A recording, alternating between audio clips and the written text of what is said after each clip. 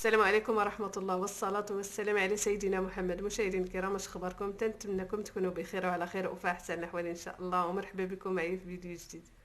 اليوم كما كتشوفوا معايا غادي نقدم لكم هذا العصير اللي كيجي رائع وسهل في التحضير واقتصادي.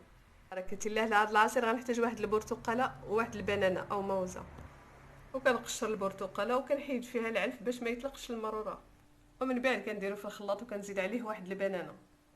وغادي نحتاج لواحد لتر ديال الماء وثلاثه المعالق ديال السكر، والسكر تيبقى على حسب الرغبه. غادي نضيف نص لتر ديال الماء وغادي نخلي نص حتى الاخر. وغادي نحتاج لواحد الياغورت بنكهه الفاني.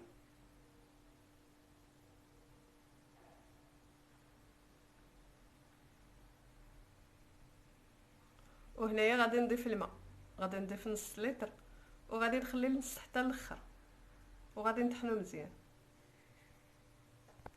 ومن بعد تنعاود نزيد نص الاخر ديال الماء. وكيكون هذا هو الشكل النهائي ديال العصير. الصراحه كيجي رائع، كيجي بنين وكيعطي كميه كثيره. وكيكون هذا هو الشكل النهائي ديال العصير. تنتمنى ان يعجبكم، وشكرا على حسن المتابعه، والى فيديو مقبل ان شاء الله. السلام عليكم ورحمه الله.